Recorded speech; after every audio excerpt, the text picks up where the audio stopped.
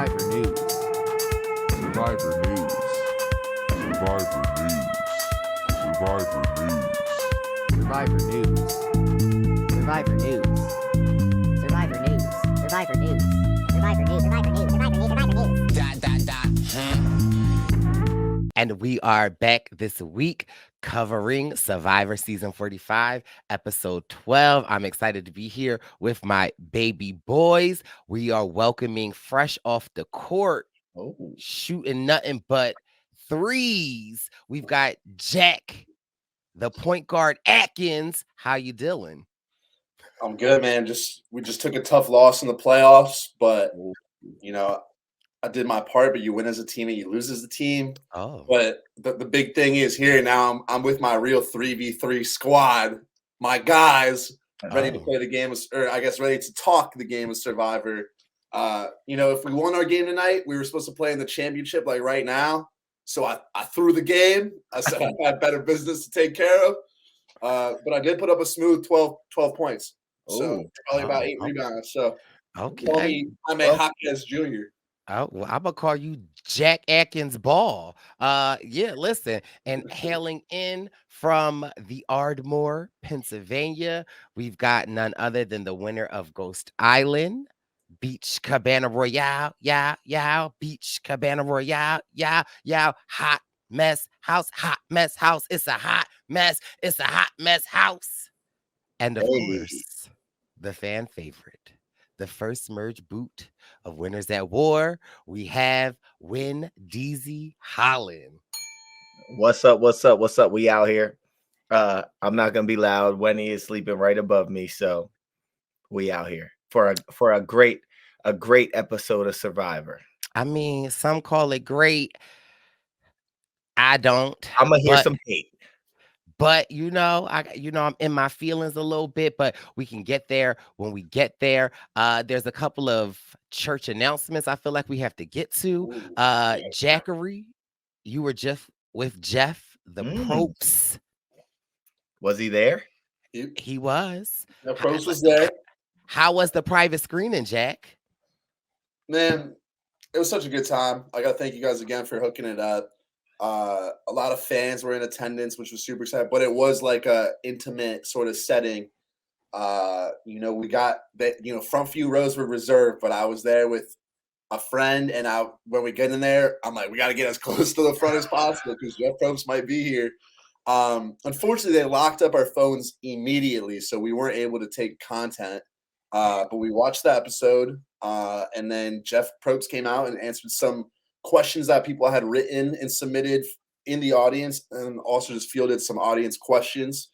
I was nervous. I didn't ask a question. I will say a lot of people there gave me some love, whether it's the circle or the PPP, which I really appreciate. It made me feel very comfortable because sometimes I get a little anxious. And then look, I'm sure everyone's wondering, how was Jeff Probst? It was great, man. Like when he was answering questions, I was on the hook. But what I will say is that, and I don't know if Jeff's a listener of the PPP. Be careful now. Be careful. I'm never one to hold back. Jeff Probst as the host of Survivor is like a god to me. But as an executive producer, I do think some of his ideas are a little bit off base. And in some of his answers to questions, sorry, I got a little toothpick. I feel like I'm Wendell Holland. Yeah. But as I feel like some of the things he loves about Survivor are a little bit off base with what I enjoy, and also not to say that I am one with the fans, but also I feel like what fans have complained about as well. And I wish I had hit a little question and maybe not like called him out in that sense, but like I had a couple questions circling my mind. And I wish I'd said, because he also interacted with the people who asked questions a little bit, and I wish you saw the baby boy. And I was wearing my Jeff Probst shirt, which got a lot of love. And to the Hold listeners, Brice, the thoughts and views of this podcast are Jack Atkins. Those of Jack Atkins. They are not the thoughts and views of Brice and Wen. I mean, like I said as a host, he's like Jesus to me, but I could say I don't agree with everything he thinks. Yeah. And look, Jeff, again, my thoughts are not the thoughts of the greater podcast. They're not the thoughts of CBS. Da, da, da, da, da. Jeff, if you want to have a sit down with the baby boy, I'll be around. Okay, so now I gotta jump For in. work. I gotta tell the listeners because you know, when Jack says he gets a little anxious, I believe it, right? Because prior to him going to the private screening, now normally, you know, back in the day, I used to love the style Jack, and I still to this day send Jack things that I would like to see him in and different stuff. But Jack hits the group chat with the outfit like it's the first day of school, lay on the bed with the hat, a little. Jack's like, hey guys, I know you're busy, but Got what the do you fit ready. what do you think of this fit? Right? And so it's Feels like, first day of school. okay, Jack show him less. Jack wasn't playing. Not And playing. you know, I was like, Jack, this is fire, but where are the buffs? And then Jack responds, you think I should wear one? Question mark, question mark, question mark. And Of not only did course. I wear one, but while we were there, they gave Oh. us a merge buff. Where mine at? Somewhere look. around. Oh, it's right here. Yeah, we got the, you know, shout out. But again, shout out to all of the Brice and Wynn and Purple Pants Posse that were there, tagging us in it. We greatly appreciate it and love to see it. I was mad because I was stalking like PG and Abby's story. I was screen recording it because I was like, as they were panning the room, I was trying to find Jack. And so there is one story in PG's where she's like panning the room and literally she stops, right? And I see Jack's hat, but it's like, it wasn't good enough. But we're happy you had a good time. It was funny too. There was some of the fans were kind of giving Jeff like a little bit of pushback on certain answers, and you could just tell he was like, "What's up with these fans?" Like, you gotta. I was like, "Oh my god!" Know how to move with Probst, bro. You got to know how to move with him. 100%. Yeah, the things they were giving him pushback for weren't even. It was, you know, just. But still, man, I kept my mouth sealed, but there's a certain way to move. Jack, I got a question. Please, I got two questions. What was the theater like? So it was kind of like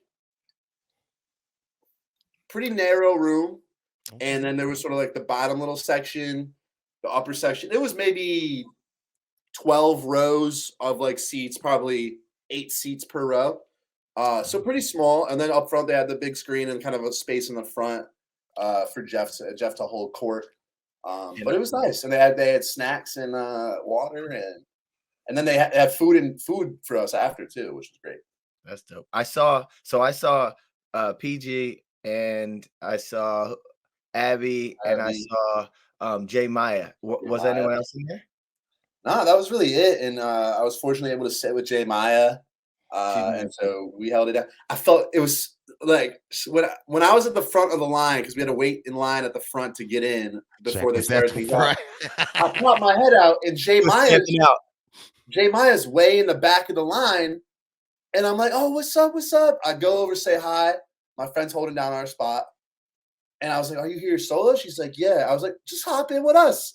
And she's like, "No, I don't want to cut anyone." I'm like, "You're on the season." Like, and she didn't cut, which I thought was like so. We were able to save her seat, and we sat with her, and that was wonderful. She did some like you know how they did like the Q&A with you guys in New York.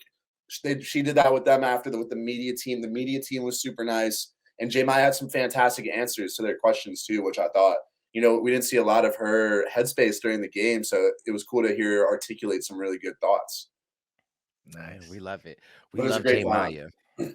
Yeah. Yeah. And then before we get into the podcast, when DZ and I are freshly back from New York City, we went to the Amazing Race season finale, and we had a time.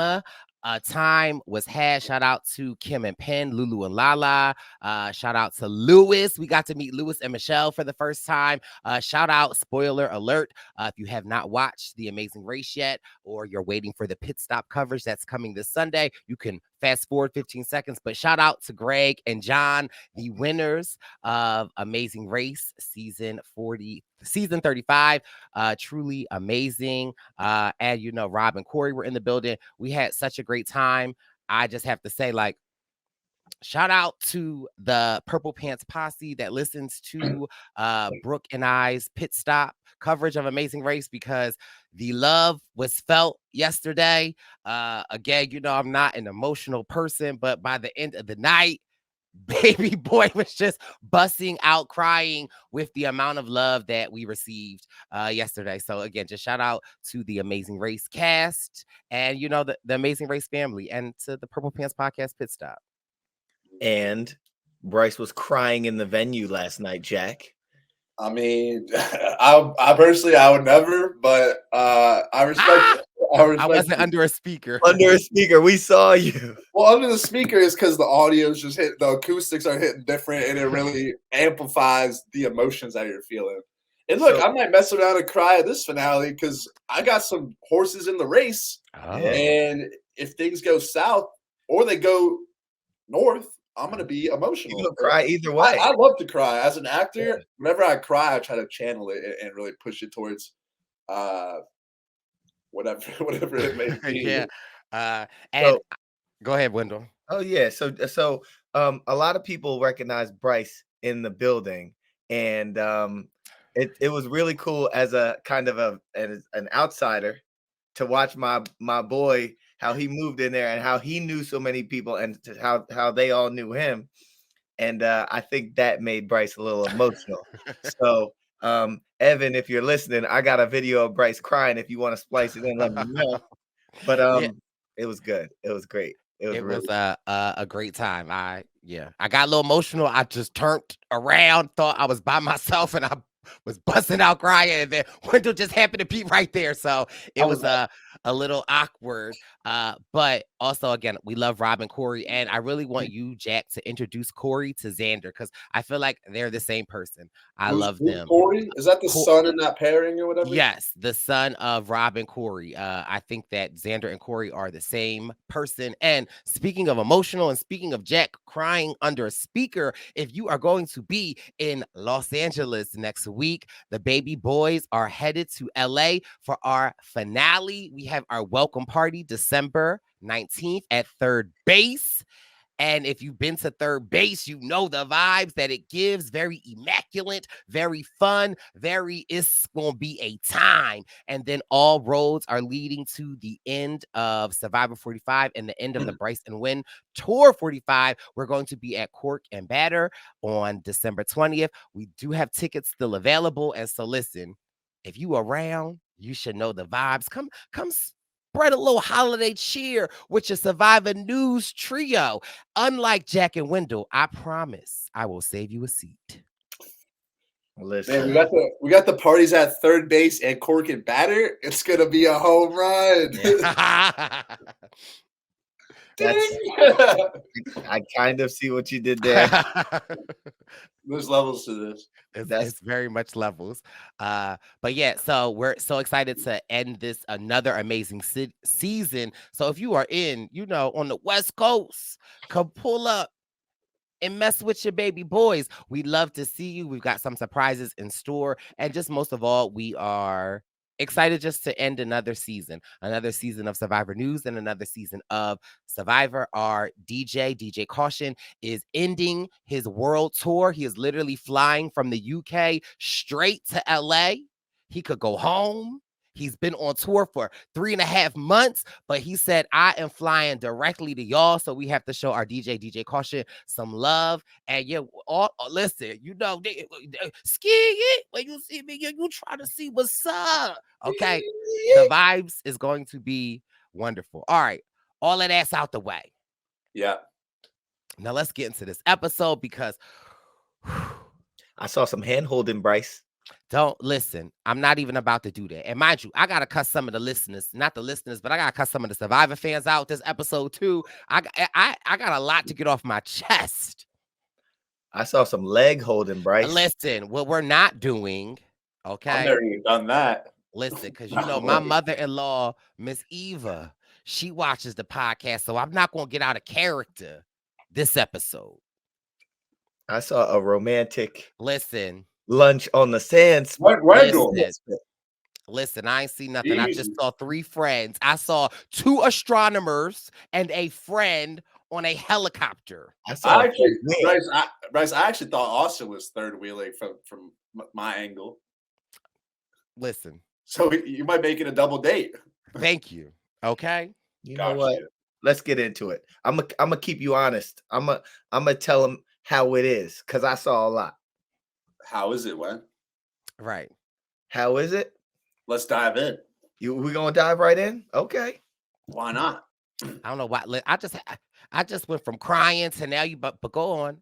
Brice, it appears as though as soon as your man won, before Probst even said, "Who do you want to take with you?" he said, "D." She ran up, gave him a big hug and a kiss. I didn't see no kiss. Now you're spicing it. I didn't see a kiss. Now you're spicing it. What are you talking about? I didn't see. Are any we even kiss. watching the same show? Then he brings Katora. Good or bad decision? I think Let's it get was into a. that. I think it was a great decision. I feel like he could have left the explanation out of it because I feel like the explanation is what really kind of got him into a little bit of hot water. But I feel like Katora was a great choice. I agree. I think, he wants Julie on house arrest. And who are the 2 people that Julie are least likely to work with, given her history? It's Drew and Jake. And so I thought that was a good strategic decision. I actually agree, Brice. I think laying it out as such is a little bit too much. But I think from a strategic standpoint, it's a good call. Also, trying to have some alone time with D.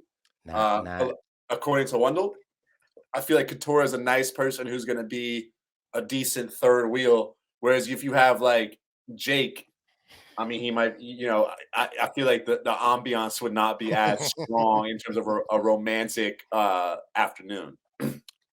Yeah. Agreed. I jumping back to a little bit of the beginning of the episode. I guess I kind of sort of missed last week's episode a little bit.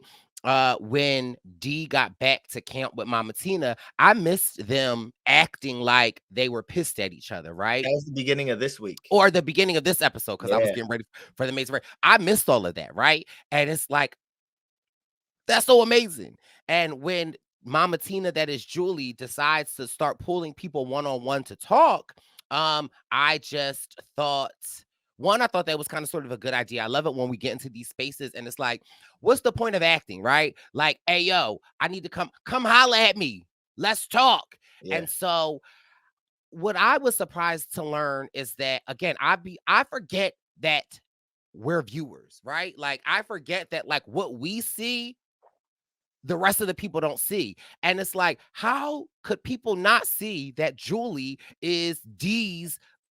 Like, how do they not see their close relationship? I think you have some smoke and mirrors with D and Austin. So like when she has someone that mirrors, no smoke. When she has someone that she's in a showmance with, then it's like, okay. So words matter to astronomers. Okay. Intimate astronomy partnership. When you have an intimate astronomical partnership, I think that a lot of people see that and they're like, that's the partnership. Now, last week you had D tell Julie the plan, and she also said, and when we get back, we're gonna hate each other. That was like she laid it out. Then we saw it this week how like D's pouting, right? And I thought it was the perfect act. I'm like, she's playing the game. And now you also have the smoke and mirrors with these astronomers in love. So I just think that that's how people aren't like, all right, these two are this super tight bond. Crazy. And you combine it with her voting against her. Yeah. I just think the gameplay was really good gameplay.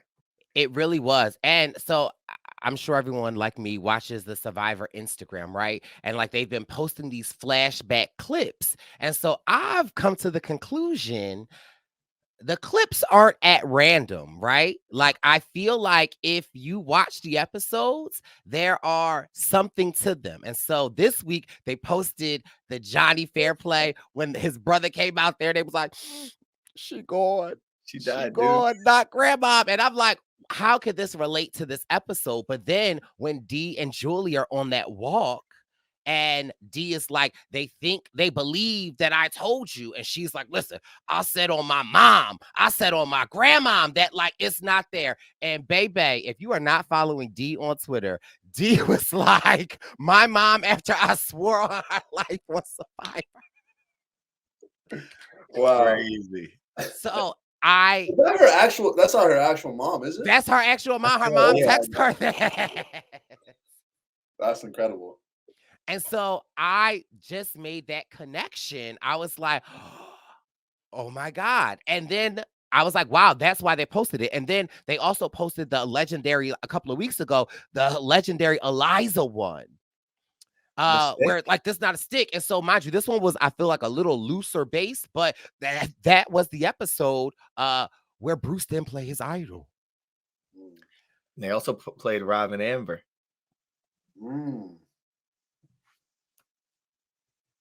No, that was just homage to that was Rob's birthday. So we didn't hear about Rob and Amber in the No, I don't know what you talk about. Anyway, also the challenge. I thought the challenge was such a fun. Can we slow it down? Can we all slow right, it down? all right, slow me down, I'm 'cause- I'm loving the tempo, but I got some thoughts as well. Okay. It's going to be a 12-minute episode if we go at this rate. First of all, And tribal council. yeah. And then it's Bruce list. I renewed. No, I mean, Dee was killing the game. The one thing, there's so many good things to say, and we've said them. So I just want to. The one thing I want to ask about is when you're swearing on your mom and your dad and your family. I love that, but does it make sense to go to anybody else and be like, I lied straight to the face. I swear on my mom, dad. Because then later in the game, if you would need to convince them, you're like, I swear on my mom. And then you're like, well, you told that to someone else. Did I she? feel like that's just something you keep to yourself that you're going to pull that card out. Did she snitch on herself to someone? She told Julie, she's like, I convinced them so good. I swore on my mom, my dad. So, I mean, maybe it doesn't matter at this point. But if I know that's in someone's bag of tricks, then I'm never going to really believe what they say. Right. But a rebuttal to your thought is you could say that if you don't plan on keeping them in the game, no, right? Like I feel like she wants to go to the end with Julie. I mean, does she? So in this case, I think she's Jack. To your point, I think she's like handing Julie the gun. I don't think so. I feel feel if she doesn't like want to keep Julie in the game, it's like, well, then you have to get her out. And then when you have to get her out, what are you going to be like? Well, I swear on my mom and my dad. See, and then Julie's be like, well, I feel like Dee is playing a smarter game than we think, right? Because if Julie is her number one, right, she doesn't want any blood on her hands. However, if you continue this facade that she is the biggest goat out here, you know, it's kind of like going to an unsavory place and wearing all of your jewelry and like, you know, parking a Range Rover and like getting out the Range Rover like, I ain't gonna lock my car. I'm just running to the gas station. And you got all like, I feel like Dee is at an Atlanta gas station and she is parking her car and as she's walking to the gas station, she's saying, my car ain't locked. I'm just running it real quick. Yeah, but wouldn't that analogy mean that's an unnecessary risk that she's taking? I'm saying she is building Mama Tina up to make her a huge target. One, to like minimize her threat level, and these other people would want to get rid of her because they wouldn't want to sit at the end with Mama Tina, who is this biggest target. So I feel like Dee is kind of like. I gotta interject because we're talking about different things here. I agree with all of that stuff completely. I think Dee is playing the best game in the season, maybe that we've seen in a while. I think that she is probably the favorite to win. At this point, based on the game she's played, I hope she's able to take it home. But it's not. I think her having Julie as a shield has been in large part due to her positioning, and that's all been great. But my point was just if my Hail Mary when I'm trying to convince someone to be like, I swear on my dad's life that I'm not going to betray you. Not bad. And then I tell Wendell that, and then Brice, I come over to you. I'm like, bro, I just got Wendell so bad. I swore on my dad's life. And then I want you out, Brice. And I'm like, Brice, I swear on my dad's life, I'm not going to turn on you. You're going to be like, well, you told that to Wendell, and then you blindsided me. But so that is to my point, though. I feel like D wants her gone, but I don't feel like D wants any parts of having her gone. I have a take. I feel like D doesn't care if she's there or not. I feel like D is not doesn't care. I think that D would be happy bringing her to the end. And I think that what this is showing us is who her true number one is, along with what happened last week and what happens this week. We're seeing who her true number one is. So if she can swear on her mother to Austin and then go tell her real number and then go and tell her real number one, Julie, then it's like, and she blindsided. I mean, she told Austin's secret to save Julie last week. She had everyone blindside Austin this week. I feel like we're just seeing who her true number one is. And Jack, to your point, or maybe not, I think she's done a good job at bolstering Julie or making Julie seem like Julie's that person. But in actuality, I feel like D is that person. And D has been making these moves, and she can sit next to the end against anyone. What scares me is that her target is illuminating, and I see her like we saw Jesse getting picked off earlier than them getting to the end. Yeah, I think she's playing incredible. I just think that's one of those situations where it might not hurt her, but there's never really a world where I think going that far with telling Julie the extent of your lies is going to help her, right? I think you could be like, I swore to Austin, and that'll be good enough. But you're like, to be like, I swore on my parents. You just lose your big Hail Mary that you could have saved. Now, how Austin get in it? Because that's who she told that she didn't know that she didn't tell Julie. She swore to Austin and Drew on her parents that she did not tell Julie. I mean, I know, but then all right. If that's her only mistake, Jack, you got any others? No, not really. And she's playing a hell of a game. 100%. No. This is me saying there's so much good stuff that we could go on for days and days and days, or hours and hours and hours. That's just the one thing, because it brings me to like a Tony where he did a lot of that. Probably the best Survivor player ever, and I don't feel like he ever went to people and was like, "That's right, I swore on my mom and my dad." Yeah. I blindsided them, and then it's he also was talking llama, so I mean, but yeah, so I just think that's something I love it when people will go that far, but I think you got to keep that in your. That's one of those things you never tell anyone about, the fact that you're telling other people that, because yeah. But that's a good tool. A good tool is if you go to swearing on a family member, then don't show that card to other people so that you might be able to use it. For sure. I agree. Yeah, and because it's again, it's late in the game, it might not make a big difference. But say Julie decides, hey, I want D gone. She could go to Austin and Drew. I mean, it might not happen, but she could be like, hey, D came to me and said that she swore on her parents to you about this. That they just lay it all out, and then they're going to be like, "That's exactly what happened. You must be telling the truth." Again, I think D is in such a good position otherwise, but I think maybe that's even a lesson to future players where D's game has been so clean, but there might be someone who does the same thing who's not playing as clean of a game and then wants to go brag about, "Oh, I swore on my dad," and everyone's like, "What's wrong with you? You gotta go." The other thing that you mentioned, Brice, that I wanted to kind of open up a conversation about is sort of how Drew and Julie came together to mend fences. And the conversation was kind of visibly awkward, right? Neither of them really seem to want to work together. Drew's hitting maybe the Reba 4, maybe the band was on break and now we're coming back. Who knows? I'm open. Not spring break is over. If you're in a situation where, you come back from a tribal, you really don't want to work with this person, but you also don't want them to target you. What's your post-tribal conversation? What should it look like in order for you to make them actually feel good without making some like what's the approach? I Like, think keeping it all the way 100, right? Like, I think laying out why you don't like each other and like your best foot moving forward, right? Because I feel like the fakeness of like, let's get the band back together. I feel like we can move forward. Like, let's be real. That's not going to work with someone like me. I would be more appetized to being like, I know y'all ain't saved me a seat, but listen, we got 2 more shows to go. And so if we want to get tickets to the show, we might want to sit next to each other. Like, you know what I mean? Like, yeah, I feel like that approach would be great. I feel like in Drew slash Basil, this was definitely Drew, where it wasn't, in my opinion, his approach was actually like lacking the, what's the word I want to use? Like lacking the finesse. social level or to realize that, like, yeah, what you're saying makes sense, but You not need to deliver the message a little bit Mm. smoother.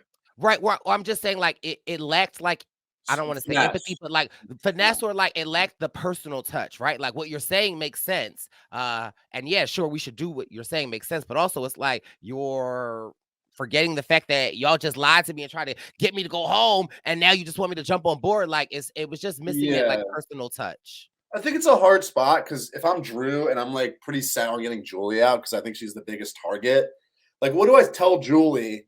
Like I'm not gonna throw someone else's name out. And so the best I could really do is be like, you know what, I am down to work together or whatever.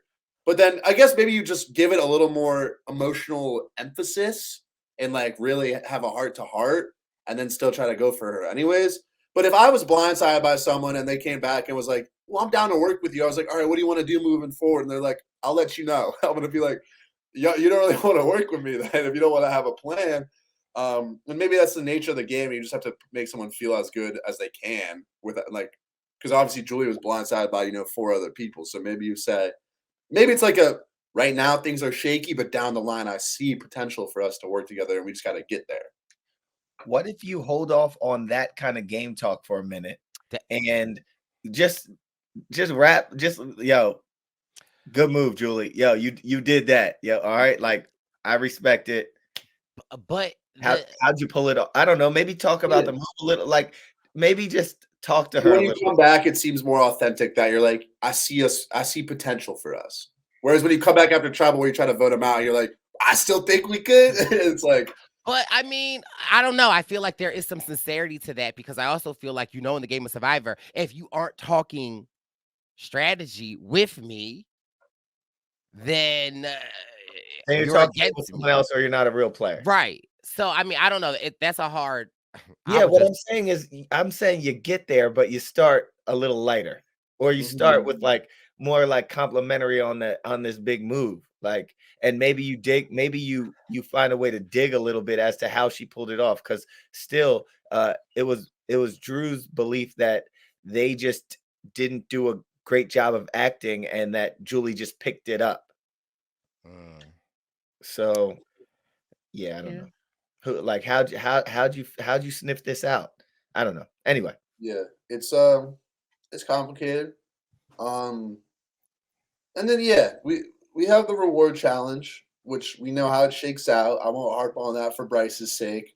But I thought the reward challenge was a fun challenge though, right? Like having to dive into the this ball thing rolling on the barrel, then you got to get the keys and put the key, I thought this challenge was fun. I also felt like this is one of the challenge where if you get in your head, you're never going to move the barrel, right? It's one of the challenges where you just got to like swing with it. But for me, for me, the highlight was Austin. Okay.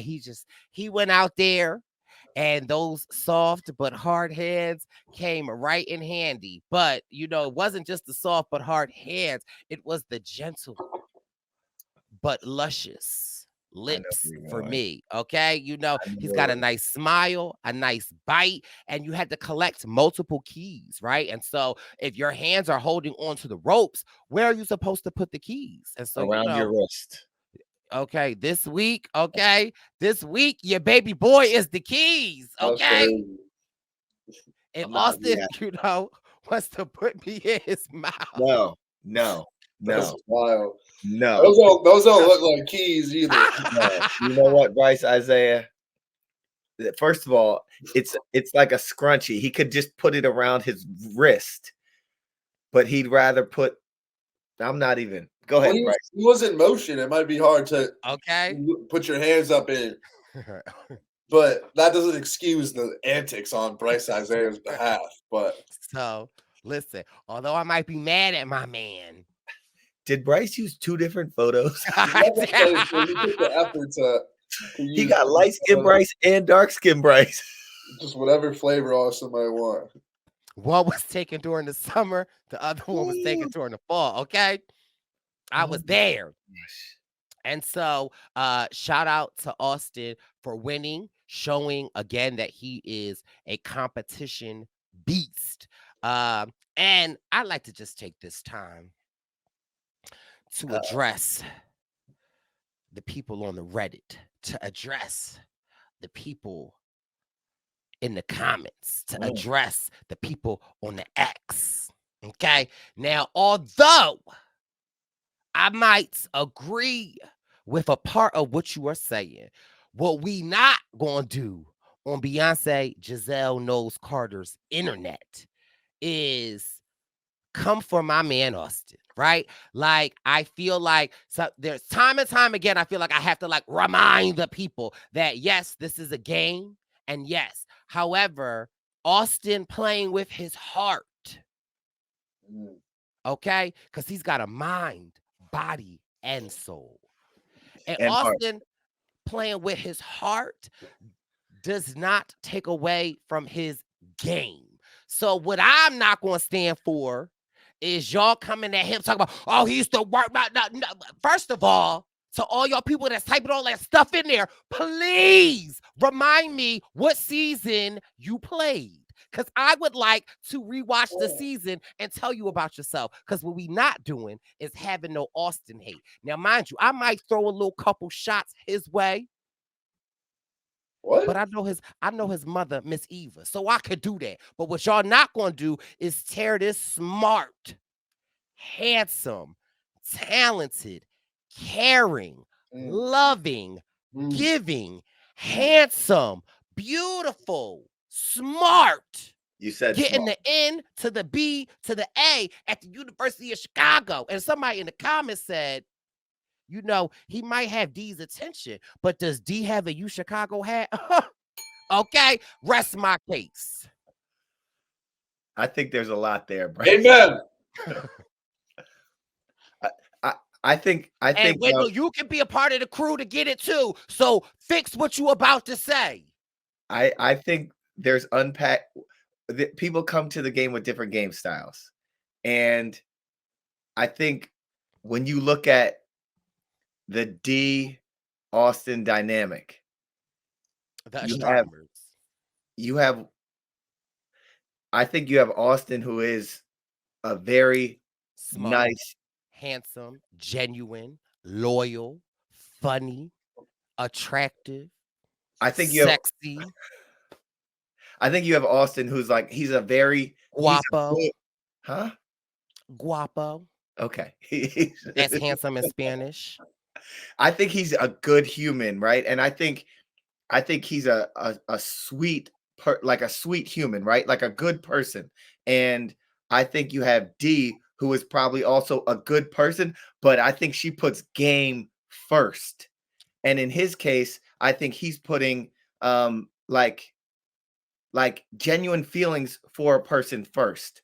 And in the game of Survivor, I just think that puts a D at an advantage, because if she's not willing to put these feelings ahead of her game, but this other half of the equation is, then it's like, man, you're willing to give her these things and she's not willing to always reciprocate that. And you don't know that. So now you have people in the comments attacking this guy who is a good freaking person. He's like, he might be too good of a person for Survivor. You know what I'm saying? Like, he is a nice person. You want to be friends with this guy in real life.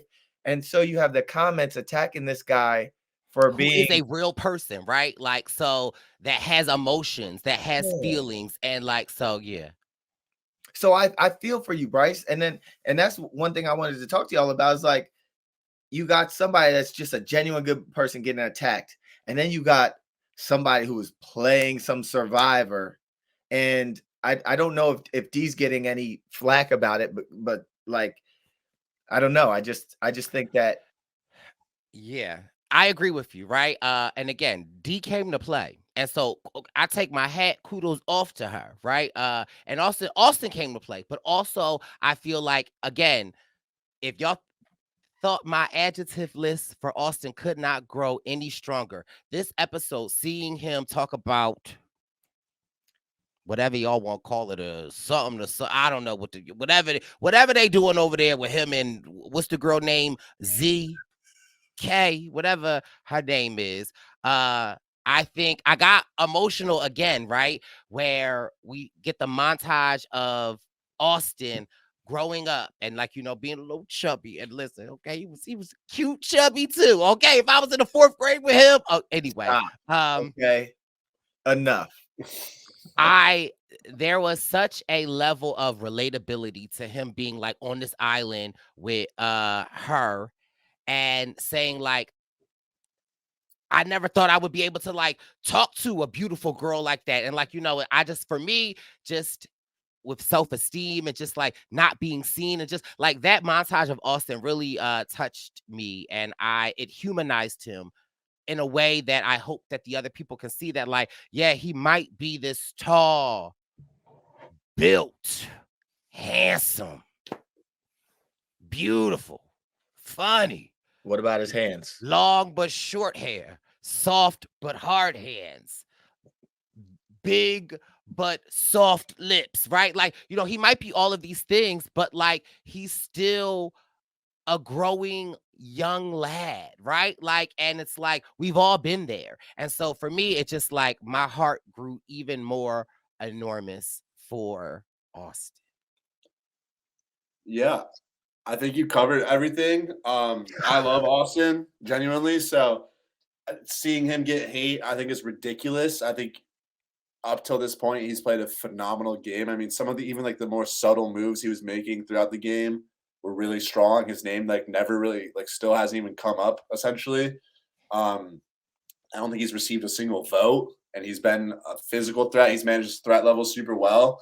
I will say the situation with D, like Wendell said, I think she's got the edge on him a little bit just because she's willing to take it a step farther from a strategic standpoint. But I don't really think you could fault a man for that. If I was out there, I would aspire to play a game like Austin's, and at the same time, if I met a nice lady, it might mess everything up. So, but that's the thing too is like when you have a showmance, if you end up in a Hey. what? If you end up in a partnership, intersex partnership, like sometimes there's a balance. Like when you end up because right, if D was like not a good player, would we be like everyone would be like, oh, Austin's got D in his pocket, right? And I said this a little bit last week. Obviously, she's a great player, but there's somewhere a line in the middle. It's not easy to be like, I really like D, but she's a little bit too good of a player for me, so I gotta like, you know what I mean? Like, and I'm curious to see how Austin reacts next week, given that she presumably blindsided him, and that could really, I see a world where Austin's like, damn, I put my heart on the table for D. I gave her all the information, and when she had the chance to do the same thing, she stabbed me in the back. I'm on an Austin Lee Kuhn revenge tour. Jake and Katura, get over here. We're taking them out, and we're going to Final 3, and I'm winning this damn thing. I think that's still a possibility. It's got me fired up. But yeah, if you hate on Austin, me and Brice are pulling up, and you're catching the game. She's so good at challenges, she's going to beat him again. Well, right. But I also, because how much of a shark in a koi pond D is, I worry that she'll be able to sniff it out. Well, I'm worried. pull the wool over his eyes. I'm very worried about that too. But there's But just not I'm just, 100%. but she gonna if he wants Hold a his hand again. wool pulled over his eyes, in high school they called me wool. What? No, so yeah, she could do that. She could reel him back in by like holding his hand again, whatever, give him a little smooch again. There was no kiss, so stop saying that. I It's thought I saw one. I disrespectful thought I to saw the one in the preview. integrity of the game. I thought I saw one in the preview. No, you didn't. I did. I rewatched and No. okay. Watch it on Paramount Are you Plus. talking about when they're No. No, because I'm on your side, Brice. Oh, all When they're right. like running and she like leans in. She No, tripped. no. Not when they're walking. I'm talking about You said they're sitting in the shelter and she like leans. Yeah. No, it looks like a kiss, but it's Thank not. you. She's just like whispering something in his ear. Thank you. Because I thought it was a kiss at first too. I stand corrected. Okay. Shout out to the Jack Shack. Okay, I stand corrected on that one. What about when they say they love each other? I didn't hear that. Couture said it at Tribal Council. Couture said we all love each other. That's a different conversation, but I gotta set the facts straight for Brice here. But it's pretty soon, Brice, we might not be able to defend you anymore. Listen, Couture said at Tribal Council that we all love each other. When you are on the game of Survivor, you love everybody. Fair enough. Okay, so the only thing I'll say, and we were getting into this next episode, and D being able to reel him back in, or but if not, and people are gunning for D, you also have Jake with this idol, and Jake wants to make a big move, and that's another thing. What scares me? I'm like, man, is he about to idol D out of this game? Nobody knows he has an idol, right? No, give me a Austin and Jake partnership to the end. I'm with that. Jake is gonna find his way to the end because Jake orchestrated Jake is the reason why the Reba 4 is broken up. Well, Jake, I don't know if he's a reason, but he definitely Jake has participated. exploited it and taken advantage of that. The game gave Jake the move this episode. Am I right in saying that? I think you're completely wrong, actually. All right. Come on. All right, now break it down for me because Let him know, Jack. I'm sorry, I didn't mean that in like a harsh way. No, you meant to say it with your chest. Say it with your chest. Go ahead. Basically, the way I interpreted it was Jake was flashing back to another instance of trying to get a group of 3 to go to Rocks, make another big move. He recognized, he's like, it's eerily similar to the last one that failed. And he's like, we cannot tell D because she might ruin the plan. Jump cut to Katora and D counting down from 3, 3, 2, 1, Drew. And they're like, what? I'm saying go before that. Jake had the conversation with Julie where he was like, yo, we need to go for Drew. Then he had the conversation with Couture. I'm not even saying Jake didn't facilitate. I'm saying in terms of the episode giving credit, it makes him look kind of foolish when he's like, we cannot tell D. Well, right. I agree that was a silly moment. What I'm saying is I think that this is giving him a tick on his resume, and I think he's going to sit at the end and hold this as something. I think he might be a 0 vote finalist at the end, or maybe he might have a Bruce vote or something like that. But I think this is giving him something for his resume, despite maybe other people thinking that they get credit for it. I agree. I do think when it boils down to it, though, the way that D was able to flip with Julie and stuff and blindside Austin is the bigger and check on the resume. That's a bigger move. I agree. Yeah. And I love Jake. Like, we love Jake. But again, I was saying this goes to show you D's power in the game. Jake's big flashy move now, and he's like, yeah, I'm telling Katora, I got Katora on this with me, but it's really my move, right? Like and D has so much power in this game that his big move now gets added to D's resume because all of the power came to her and she kind of was driving the bus. Now, if I kind of want the bus to go off the cliff a little bit so I could sit with my man, but she was driving the bus. Like, Oh, and yeah. that for me was the more crazier thing, was that like, wow, like not Jake. This Jake move. How the hell does it come to D's desk? And now it's something that she can now add and say that she had Everything the comes across information. her desk. Exactly. She's positioned herself to where if she don't stamp off on something, it ain't happening. That's exactly what I was gonna say, and I think you like she's always the person with the final information making the decision, and that's why her game's been so fantastic. That's Um, crazy. I also was cracking up because as I was watching the episode, and again, shout out to my girl Katora, loving seeing her still in the game. And when she was like, I think I could get D, and Jake was like, I don't think we need to tell her.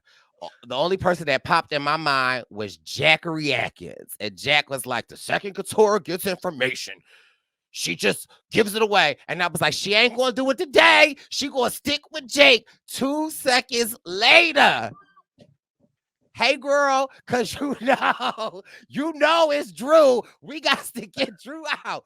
But here's the thing though. Cause I'm gonna ride with Katura, whether y'all in the comments agree with me or not. I'm not mad at that, right? Because I again feel like D is playing such a great game. I feel like we're not seeing how close D and Katura are, right? And so I'm not mad at Katura revealing this information to D. But I know to Jack's point. but I actually wasn't mad at that one either. I don't think I wasn't in the moment. Maybe on farther. Like the thing is, Julie is gonna tell D, and I feel like Katora is closer with that trio, where she might even know that they are still working together, and so of course you're gonna rope in D if you're working with her. Right. But For a also majority. a gameplay for Katura is just what you said, Jack. If you know that Julie more than likely is going to tell D, if you're Katura, well, let me tell D first, right? Like, because Yeah. that kind of like lets D know that, like, girl, I'm with you. I'm working with you. I told you before, you're number one. So again, shout out to my girl Katura. I also just want to say, is Jeff listening to our ideas? Because I could have swore 2 episodes ago, when I said I was tired of the sanctuary, Mm, give us classic things back like a helicopter ride. hmm And all of a sudden, swoop-de-doop, boop, boop, boop, boop, we get a helicopter as a reward. And fix your mouth, Wendell, because listen, I saw no hand on nobody's hip. I rewound the video Let's and I talk about it. have the actual footage. Okay. There is no hand holding. Brice, that hand is dangerously close to inner thigh, my brother. It's not. Have you seen everybody's knees this season? They're all bit up, okay? And so they're just ain't nowhere scratching near a the knee. bug marks. That's not nowhere near a knee, Brice. Whatever. So what is your face doing there? That's my first question. It's the red flag that also should have known in that moment that that's not something that we want to see. Oh. And so this was when Couture was third wheeling it, huh? Correct. Now, Survivor is just shady. Why would they have the helicopter drive over the beach? Oh yeah. Like, why would they do that? However, little behind the scenes of Survivor, anytime the helicopter comes in, as in like Jeff comes in on the helicopter or different things, production will have you walk out to the beach so they can get you looking at the helicopter. Let me break the fourth wall of my 9 days on Survivor so I can Brice, tell when you. when did this happen for you? We did a scene on the Solana beach, and they flew the helicopter, and we had to, I know a little something of a something. But seeing Basil throw the top of the rice. I love Drew. Yeah. He's hilarious. This was his funniest episode too. And just all the dynamics back at camp too, with the babysitting situation and Drew being the bad cop and Jake being the good cop. Like I love that sequence of events. I think as a character, he surprised me so much. I think he was so entertaining to watch, so smart. I think he did lead a lot of strategy. I think he was and like a few. I mean, Jake said it. If you sit next to this guy at the end, He can talk. he's gonna have something to say, and he's gonna communicate it very well. So, yeah, I think he was getting flack online too. For sure. But I just was I loved watching him even in this episode. Yeah, and I think he's such a fan too that he knows that if he plays it a little cocky, it's going to make for better TV, even if it's at his expense. Maybe that's an off-base interpretation, but I feel like if I was out there and I was confident, I'd be like, yeah, I feel good. And then if I get blindsided, it's like, okay, like Jack looks bad, but I think it's better TV. And I think I would hope and I believe that Drew is that type of player and that type of fan where he's going to give you energy no matter what. You know what I mean?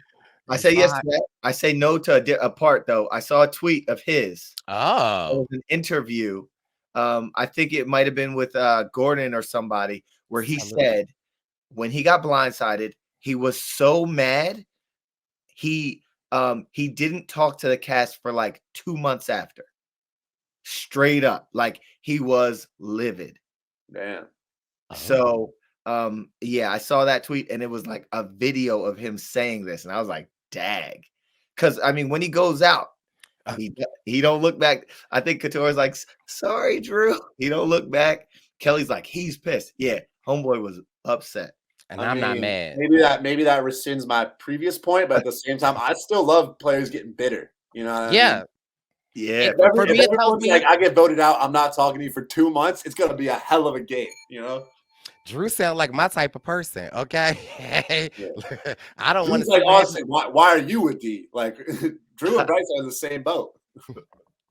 I would want to see what Drew would do if you ain't save him a seat. He's throwing a lid at you.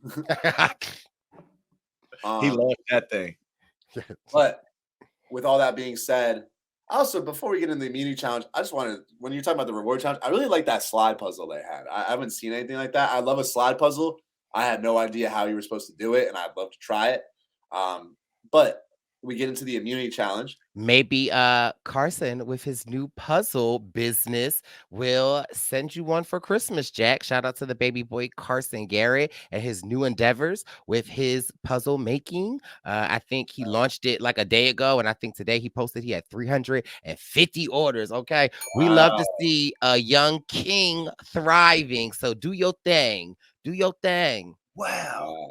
Do your thing. Yeah, when I saw him do that, a moment for Carson. When I saw him do that, I was like, he should do this. Like, he's known for the puzzles. He's known for making them at home and stuff. And like, I think he should market them. Like, kudos to on the holidays too, guys. Right. And shout out to Austin. And there've been a lot of other fans in the 3D puzzle printing game as well. So, don't forget and support our small businesses. I think like Outwit Puzzle makes great puzzles as well too. So, listen, it's in the words of D, it's room enough for everybody to eat. But we salute the kings and queens. And one last note, as like, I guess, entrepreneurs under the Survivor umbrella. Okay.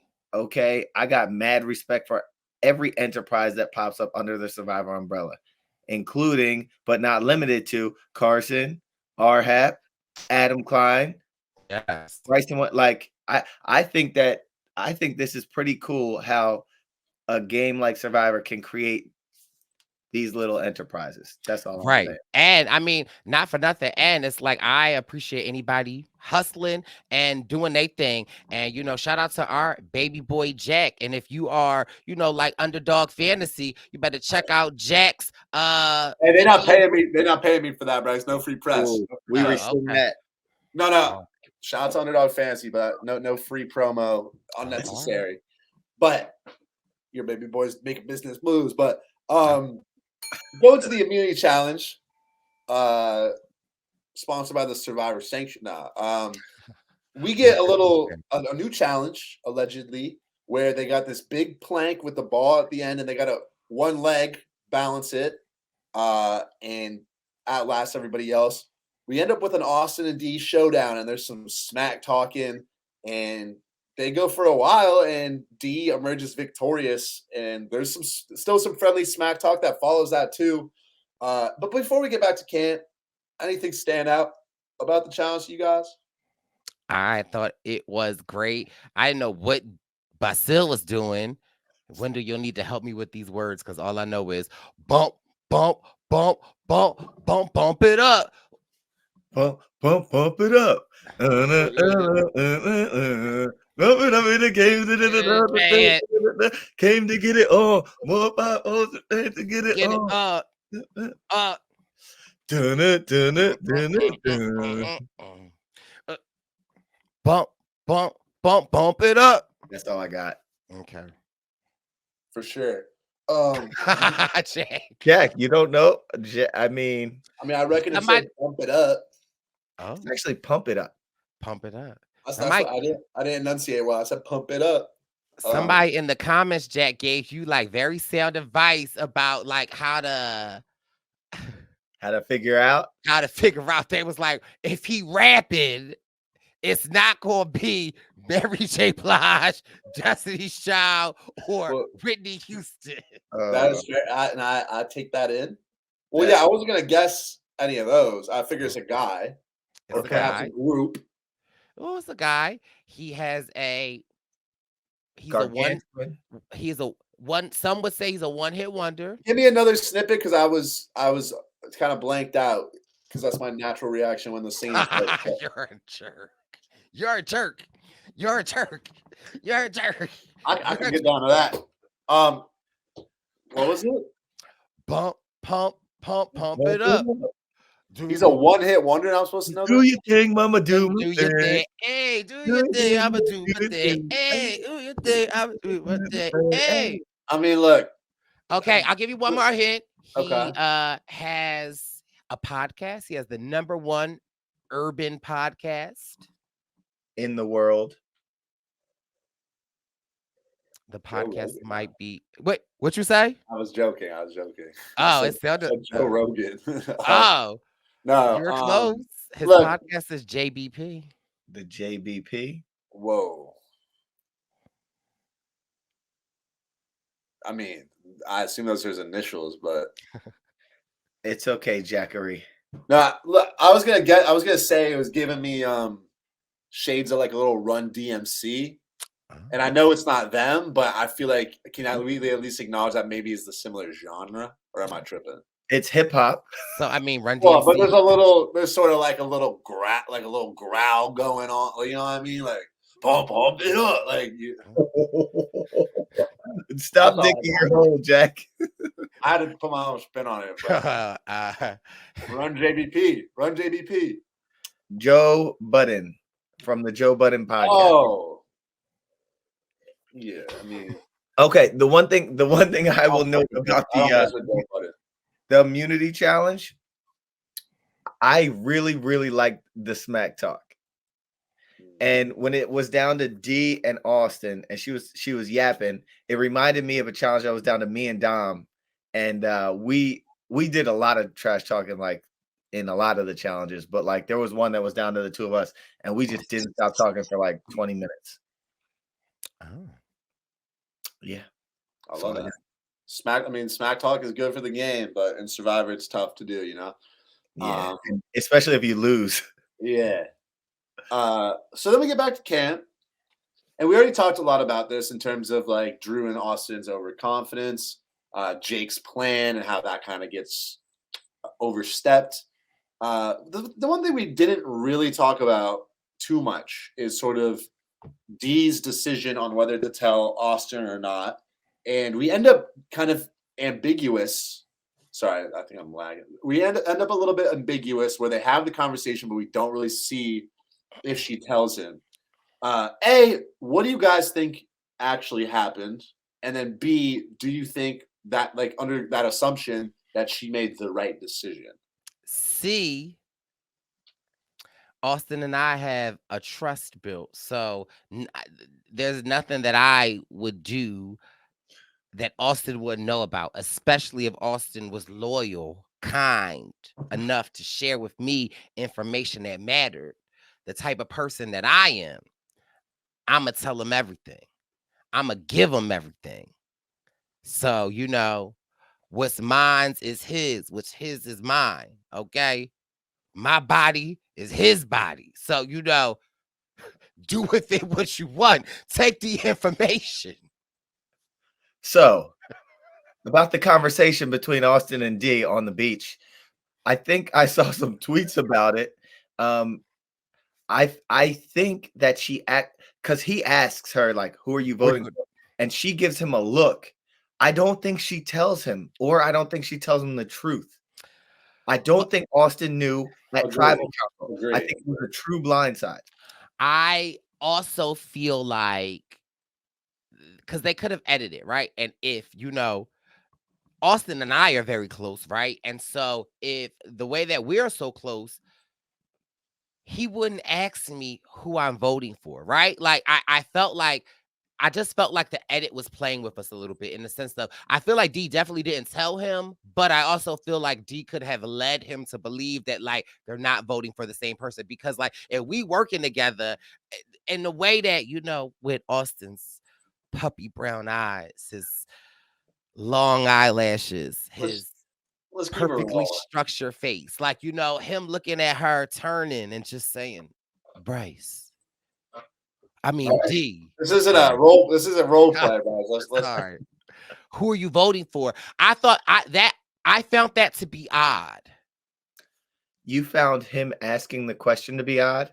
If we are working together, like I'm not asking you who your vote, like they would have already known for sure. Right. Like, so I feel like and again, another thing I will give D is that she has said to us earlier in the episode, or like she showed us that like she's cutthroat. Like, I'm gonna lie and say my mom is deceased. We saw in her confessionals, it was giving her a hard time to lie to Austin because he is so loyal, smart, kind, friendly, beautiful. Like, he is all of those things. So I feel like she didn't tell him, but you could tell people without telling people. That's interesting that you say that.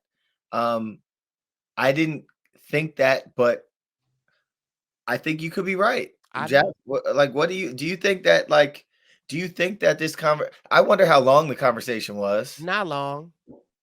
They could have been out there all night. They was there for 2 seconds. They would mostly with the group for the whole time. These had beautiful skies, Brice. Well, obviously it wasn't all night because they're about to go to tribal. But thank you, Jack. It could have been for hours. No, you're absolutely right, and that's why it's true. The edit is particularly tricky too, because there's certainly a possibility that she told him and did the exact same thing that Austin did for her last episode, but now the show's not showing it, and it's like, oh, Austin, he doesn't know what he's doing. Like I thought I saw it somewhere, Jack. I thought either I heard it on a pod. I thought I saw or heard that she didn't tell him. So I'm leaning more towards Brice in that she might have alluded. I don't think she told him either. I don't think she told him either. But I'm just saying there's that possibility, right? Because they might want to make D look good if she ends up as the winner. Like they want to give her that credit. I still don't think she told him, right? I think Austin probably would have played his idol on Drew. But I guess there's so much theorizing about it that you can do. But I do think it's the right move for D to take a shot here. Not directly at Austin, but in general. That kind of leads me to the next point of like, there was a lot of suspense towards the end of the episode. Is like, is Austin gonna play his idol for Drew? And they even edited it at Tribal to make it suspenseful.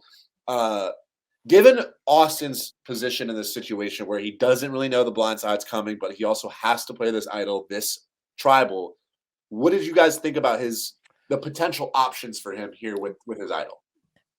I was knowing that he wasn't in the hot seat, right? And again, building your resume, I wish he would have just maybe not Drew, like D doesn't need it, but I wish he would have just given it to someone else so that he could say that he gave his idol to someone else. That's kind of what I did with Laurel in Ghost Island. She wasn't going home. I played it for her to just tell her, look, I told you I was going to protect you. I'm protecting you. Right. In Austin's case, though, yeah, they all know he has the idol. I would say the I don't think Rebas do, and maybe that info spread. Okay, because in his case, if they all know he has the idol and he's playing it tonight for himself, yeah, there's opportunity for him to do something creative. But my goodness, like if there's a world where he plays it on someone and something like, I don't know. I don't know. Yeah, that's kind of at first my initial thinking was like, okay, if they were to flip on him, that would require probably both D and Julie or Drew or whatever. And they would know he has an idol that he has to play. And so you kind of know that the votes aren't going to end up on you because everyone's like, okay, Austin's going to play his idol for himself. Maybe there's some wiggle room on playing it for Drew and making a big move and protecting your closest ally. But then what I kind of thought about is the possibility that they split the votes. If they are flipping on Drew and Austin, could split the votes, and then you're idling for Drew and you're basically sending yourself home. B, the other possibility is like, say Austin successfully plays his idol for Drew, and say that, Jake, or say Julie found the new idol, a fresh idol. Julie plays her idol. It's going to be a 0-0 vote, and all of a sudden, Austin probably goes on the revote. Maybe not, but like it's a possibility. So while I wish that he had found it in him to play the idol for Drew, I don't actually think it would have been a great strategic move because of all the different ways it could backfire, which when you have a certain safety at final six, it's like not necessarily the best risk, but it would have been great if he was able to pull that move off. It would have launch pad him back into great winner contention, in my opinion. he never left, in my opinion, but At that point, you save yourself, guarantee yourself final five. You're a challenge beast. You get in there, you win one, and you got a puncher's chance. Like you can go to fire and do whatever. Like you can't. You gotta say. You gotta. Yeah. No. Yeah. Don't be. Yeah. He made the right move. Yeah, and you just gotta win one challenge and make fire. You might be. Yeah. Yeah. Now, this D edit, how she seems so strong all season. And here's another thing I was thinking about. Sometimes it's good to get punched in the mouth early in the game to feel something, to get blindsided early in the game, right? Well, what punches you though? Brice, what I'm saying is I think sometimes it's good to learn a hard survivor lesson early in the game so that you always play sharp as attack. If you get through, like if they blindside your ally, in our case, Ghost Style, and they blindsided Morgan, me and Dom learned that fast. Yo, we got to stay on our P's and Q's. In D's case, I feel like she's been almost front running, or just like she's been with this dominant alliance. They've been killing everything. She's winning immunities. Her allies have all this protection. She's so well insulated. As the numbers dwindle, I'm almost scared. And we touched on this before. I could see something happening with her doing so well for so long in the game, and with the edit being so strong in her favor. I could see it's too obvious that she's the winner. That's all I'm saying. I can see some, and now you got Jake with this idol, and now you got Austin, who could be a little upset with her. I could just see something getting a little funny within the next couple votes. Well, it's only one vote. Yeah, there's a lot of factors at play. I think really anyone could theoretically take it. Everyone has a path, I feel like, as well, which is exciting. You think Couture can win the game? I actually still probably put her number 2 in my number 2.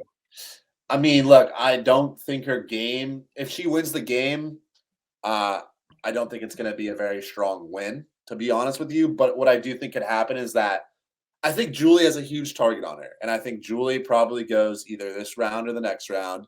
And if they somehow snip D at 4 or whatever, and the final 3 is Austin, Jake, and Katora, I think what happens is Katora has a great story, a personal story, but also she battled in the game.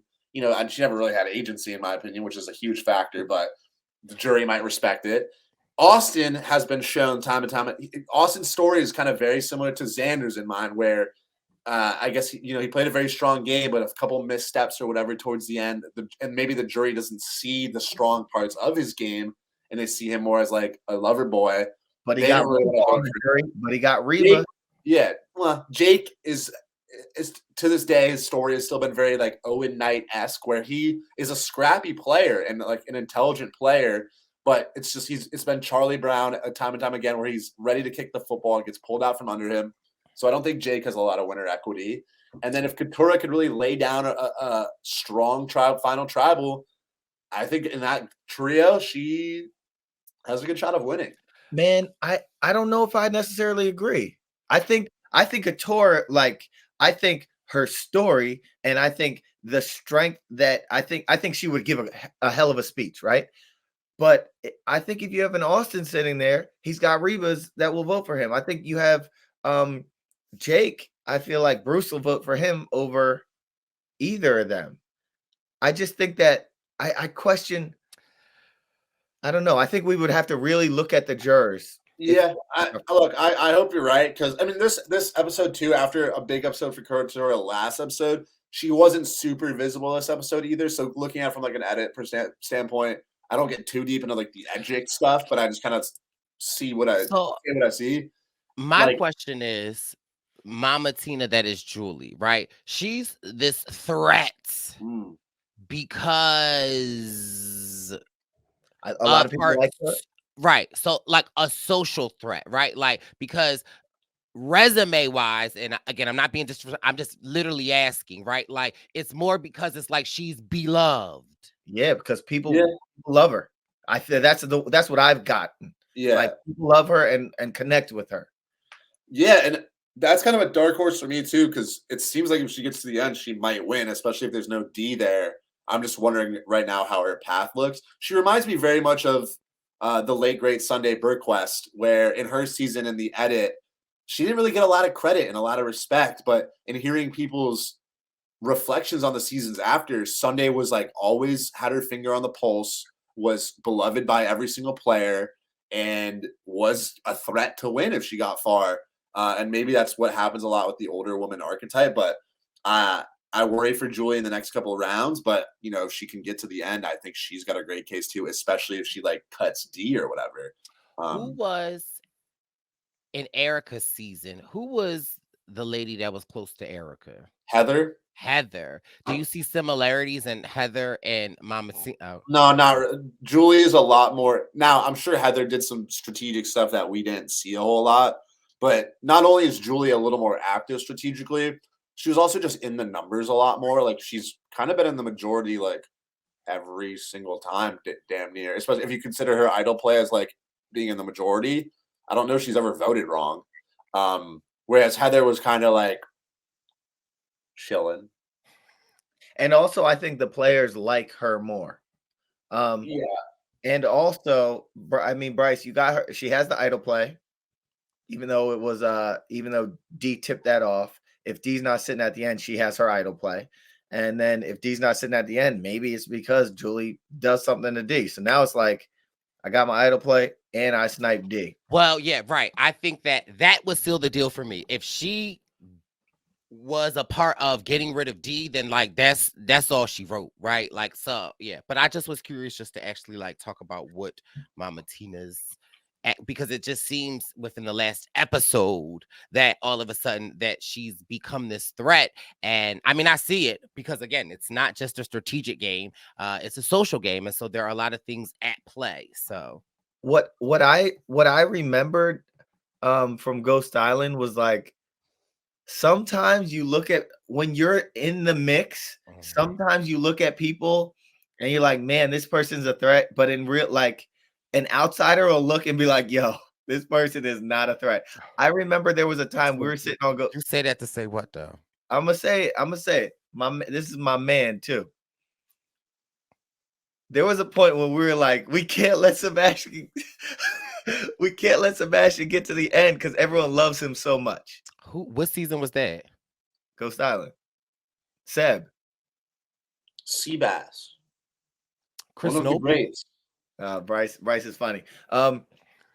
So I will say there might be something where they're just all like, oh my gosh, because everyone loves Mama Julie, but in actuality, if Mama Julie's sitting next to D, D gets her out of there. I had one more thing to say. I took a note that said something to who is the jury mad at and who does the jury love, and that was very evident. When did you see the jury when D, like they saw that D had the chain on her thing? and they're Very like yeah, she deserves it. right. So and then and even after this vote, I'm like, after they vote out a Drew, I'm like, now is Drew sitting on the jury pissed off at a D? Like now is Drew up there politicking or whatever? So I want to start considering who the jury. Let's just think about these jurors also, because you got some strong, smart, powerful jurors right now too. Yeah, and the Drew consideration is really interesting too, because he's maybe the biggest student of the game on the season. So I'd struggle to see him like not casting his vote for who he thinks is the best player. But at the same time, you said that apparently he spent a couple of months like not really talking to anyone. So maybe he just comes in pissed off and is like, still, yeah, he's I'm like, voting for myself. yeah. So I don't know, like, it is interesting. I would have to. I still think D is the front runner, and then things get a little bit shaky after that. And at this point, I hate this. Like, personal reasons aside, D is playing the strongest game right now, and if she wins, it would be a little bit predictable, but I'd be happy with it. I think she'd be the strongest winner of the new era, and I could say that pretty confidently. So I'm like, I'd like to avoid maybe another Gabler situation. You think? I also love a little bit of uncertainty too. Like if D goes at 5, we're gonna be like, whoa, what is about to go down? So, quick question, and then just so you don't consider Jam's win strong? I think that is currently the strongest of the 4. But I think D's is very, very strong. Where do you put Marianne? Probably after Jam, and then Erica, and then Gabler. You better put some respect on my man Gabler's name. Look, no disrespect. You might be seeing him in a couple days, and no Gabler been in the gym a little bit. No. I mean, someone's got to be last, and I'm going to say who I think's last and who's first. But that's no disrespect. I mean, looking back, I could acknowledge the strong elements in his game, but yeah, like I don't think there's really been. Here's the thing. This gets a little in Survivor philosophy. I don't think there's really been a strong win in the new era, and especially if D wins, I will triple down on that take. But I think that's largely in part due to a lot of the changes in the new era, primarily the cast, in the sense that most of the cast are very sharp when it comes to Survivor, and when it comes to the final 5 or the final 6, I feel like most of the players are like, this is the biggest threat, and we need to get them out, and that leads to the big threats going at like 5 or 6, and that means the new strategy is like. And that's what I hate about it, is like the new strategy is now like, well, I cannot be a threat early or else I will go home. Like, there's nothing I can do. And so the strategy is like kind of float by till like 5, find yourself like the 3rd best player, and then get the other 2 bottom players who are smart enough to know who the good players are, vote them out, and then you win. And it's like, you don't have to really make moves before that. And I think that's now, I guess, is the ideal strategy. If you could execute that really well, then you're a deserving winner, but it's just not as exciting. It's kind of like Adam Klein's win, where he got to the end with like what I guess we could say are two relative goats, like Hannah and Ken, and then he also had David and Brett, who were like 2 fat like big shields. And Brett, like fat as in like just like they're. I use that colloquially as in like. Not too much on my man Brett. No, the fact that you would assume I was saying that about Brett and not David is actually messed up on your end. I didn't say anything. I genuinely meant fat as in like just like fat meat shields. Pretty hot and tempting. Yeah, so like for Adam, it's like, but he intentionally kind of positioned himself like that. David goes, Brett goes. I mean, not in that order, And then Adam's at the end, and he's like, "Well, I was the one who took the most active role in this position." That's a solid win. And now it's like, but I just don't like that the strategy is that, because it's not the most exciting. I want someone to win like a Tony. I want someone to win like a Kim Spradlin. Like, how do we fix it? I think we have more diversity in the cast, not in the demographic sense, but in the type of player sense. So, like, do we recruit again? I think we recruit. Not too much. I think we need that. I think we need that model who might not always make the right decision. I think we need Keith Nail, rest in peace, who's not always at the forefront of strategy, but they're a wild card and they're fun to watch. And they might stay loyal to an ally if their ally is playing a good social game. Wow. I think we need, dare I say, a Chris Noble who's going to just be all over the place. Wasn't necessarily a Chris Noble fan, but he was good for the show. And right now it's like we got a lot of ethnic diversity and sexual diversity, which is fantastic.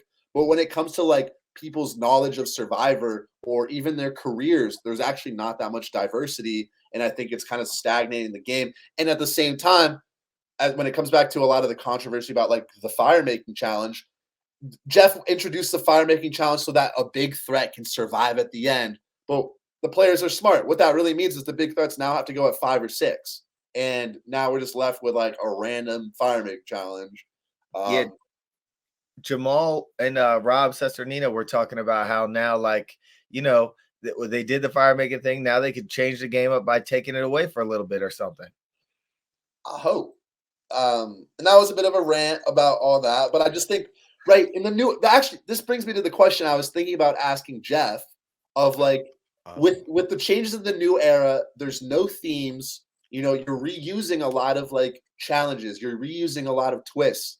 The seasons don't really have a lot of like identity. And I was going to ask kind of like, how do you give the seasons a unique identity? And the cast, for the most part, feel kind of similar too. Like you have sort of the same archetypes. Not that that's not true in the past, but there's fewer like really out there characters. At our New York event, someone asked a very similar question, and Jeff kind of hinted at potentially, well, he was like, a lot of the themes have been done, but he wasn't opposed to new themes. It just had to make sense to Jeffrey Probst. He was he said how hard it is to think up themes. I mean, give me a blood. Low-key, while we were there, I forget, but people came up with good themes when we were there. Yeah, give me like a Brains, Bronze, Beauty 3. Give me a Blood versus Water 3. And the thing I like about those two is they make the season and the players very distinguishable. And it's not always for the best, but if I look back at like a Brains, Bronze, Beauty, you name someone in that cast, I'm like, oh, like Morgan, she was on the Beauty Tribe. Like this, I know this stuff about her. Whereas, like you and they do a good job of like associating her mind with Morgan, sort of the only name that you know off the Beauty Tribe. Well, I'm saying that's like a random person. I'm saying that's like the most random person from the Beauty Tribe.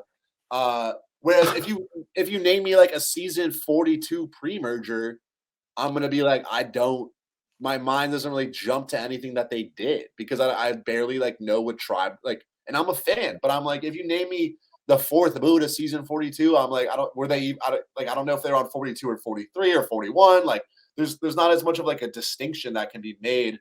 And I don't think they should take it so far as like Millennials Gen X jumps to mind, where the first few episodes they were like, so as a Gen X, how do you listen to your music? It's like that's a little bit contrived, but I love to be like, okay, I know this is the Beauty Tribe or the Brains Tribe. I kind of know what these people are about, and it's on them to shape that narrative in different directions. But it gives me like a base to sort of operate under.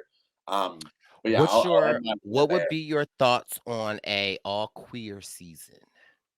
As long as the people within that field are of different backgrounds, like not field. I just mean as in the. I mean, I know. It's yeah, just are of like a different background. Like I wouldn't be mad at that, but to the common point, everyone wants to see themselves represented. So I love a fella like me out there doing work, right? Like we're not gonna have an all straight season. Where like, we have. We have. I mean, look, but the We've times had have changed. multiple of The them. times have changed, and the times have changed for the better. But also, queer doesn't have to do, just so you're aware, doesn't necessarily do with sexuality. So Yeah, Brice always calls me queer. what you are, like, queer doesn't just, and for everybody listening, when some people identify as queer, it sometimes has nothing to do with their sexuality. It means that you just don't confide to the society norms. And when you are in a space that you take up a space that, like, you're a being that hasn't been there. Like, so it's like, so just so we're clear. So I appreciate. I get that. I didn't mean to. No, you limit it didn't. to You the didn't. it could be gender identity and things like that. And I We love can that we're having change more representation in that regard. But again, it's all about balance. And shout out to you guys for pushing that, where we're getting more representation and more of a balance. But I think that balance is a beautiful thing. And so I'd like to maintain that and maybe just get more diversity from, a sense of like recruits or people that aren't, like, half the cast is always like Ivy League educated. But if they're like, next season's a queer season, I would be excited to watch it. I like Jack. Don't put that toothpick in your mouth after it just fell on the floor. It didn't fall on the floor. It fell on my notebook. Oh. Yeah. It's right here. Oh, okay. Wait, I don't know if that's much cleaner, but can I see the notebook again real quick? Just hold it up a little. Yeah, I mean, it's got a lot of people's names on it, so I'm not gonna like. Why the paper look like that, Jack? The notebook has a lot of coffees did you spill on that paper? I don't any coffee. It's just Jack, oh my Were God. you walking on it? Like, what? Do you put it in your pocket? ball it up and like I don't stuff it on your I don't want to show. Were the you name. hiding it like an idol? Here? Jack, you need to iron it. You need Jack, to you're making it worse. Everyone, chill out, okay? If you're watching on YouTube, this is not like there's no. It's just the lighting. This is not spilled on. It's crinkled. I've ever seen in my life. I'll stand by this. No. Let me talk. I will stand by this. There's not like is that dirt. recycled paper? What are you guys talking about? Did you get it out of the trash? Is that parchment? Is that a parchment? Oh my God, you guys! It's the lighting, obviously. Like, I mean, I'm using yellow lighting in my background. Oh, Jack! No. I'm not going to accept this slander because this is. Is it really crinkled up? Absolutely. But is it got stains on it? No. How is it so crinkled up, Jack? I think it gets crinkled up because I pack it in my backpack and I'm like using it a lot, but it is not. There's stains on it. How do you pack it in your backpack? It looks like a Brice wife beater. How do I pack it in my backpack? Do you put it in my backpack? Well, sometimes I put it in the backpack without closing it. Oh, wait, show us that angle. Show us that angle again. Show us that angle, just the side angle. Well, the side has yellow papers in the It side. looks like bacon. Let's just see it one more time. Because this is a yellow page. This page is literally yellow. Oh, that's not that, Jack. Show just the side view of it. I'm being gaslit. No, close it. Close it. Oh, yeah. I mean, yeah, like. Why I'm sorry, I take a lot of diligent notes. Okay, it's not easy. It's not easy moderating the Survivor news. Sometimes your notebook is going to get crinkled. I'd like to see all the notes you guys have in your notebook. Were you on the island? This was my luxury item. I'm being gaslit. So let me come on. Were you voting for somebody? Jack, this is like. See, this is a white piece of paper. Nah, that's not the color of the paper. That's season 1, bro. Y'all said I was spilling coffee on it. I mean, that notebook looks a little more well kept than the other one, though. Not the one. This is the same notebook. Oh, wait. This is the notebook. This notebook is ready for business. I'm sorry. My job requires a lot of note taking. Or my dog ate or whatnot. And that notebook is. I love my notebook, and my notebook loves me, and I'm not going to tolerate this shit anymore. Where's your, let me see your notebook. Let me see the diligent notes you guys have going on. I'm probably 100 pages deep, and it's a little wrinkled. I'm You sorry. want to see my Survivor News notes? I take mine on the computer too, so I was just trying to defend myself. But Do you see the difference? How many pages? Brice, I don't see the pages. How many pages of notes you got? No, when I get you, because I actually take my notes on my computer too. I just kind of made that. I up to actually defend write myself. my notes because I am better with. We're about 4 pages into that notebook. Do you That's the- see all of the notes? And he writes in size 72 font. Wait. Open And the he's notebook back up. lying. And open the notebook back up and just let us see the page. Because I got a lot. I got people's names and stuff on here, Jack. I swear to I'll God, put- there's some crinkling action going on. That's No, looking like a this crinkle cut paper just waffle. fell out. It fell out, so it's not even secure. It must be a. It's funny ragged though because notebook. this. Nice. Can you see? That's Why like do you just, write that's this just shit? as crinkled as mine. No, because I tore it out. I tore it out. Show the front again. I mean, look at the bottom because right. This is separate. This Look at is the separate. look at the right side of the page. That is looking like a This Survivor podcast buff. is All unhinged. I have basketball at 6 a.m. Y'all need to stop. I'm sorry. I don't mean to wake up Lil Wen. Listen. Okay, well, listen. One thing's for certain. Two things. Oh, You chased our boy away. You forced him on spring break. Oh, wow. I don't know. I don't know what happened, but my computer literally just blacked out. Your computer said we're not taking this disrespect, Jack. You We're put not. the water on the computer too. Jack, the computer said, Jack, take notes on me too. It's true. I got a lot of tabs open on my computer. Oh, All right, guys. Look, I don't know how we got here. But one thing, y'all two got me. And now he's frozen. Oh my God. Let's talk about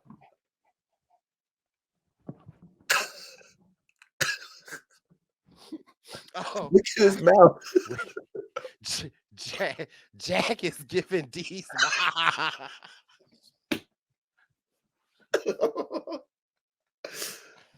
Brice, get me out of here, bro. How did it turn in? Look at Jack. Get me.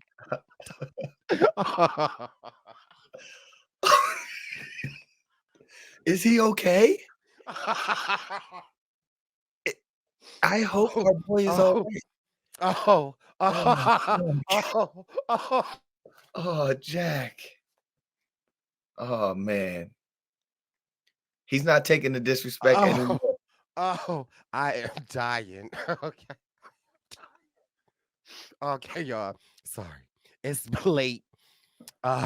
This was a fun podcast. Makes me sad that this is our second to last episode of the season. I'm fighting back tears. Jack just unplugged his computer. He threw his computer out the window. Just texted us and said she's trying to reboot. Brice, get me out of here. Well, it's been a great podcast, guys. We will see you next week. Hopefully, we will see you in LA for the Brice and Win Tour 45 finale party. We will be in Los Angeles the December 19th and the 20th. Tickets are available. You can click the link in our Instagram or Twitter bio, or you can get a page out of Jack's notebook and go there. We will be back and we'll see you next week. We are out.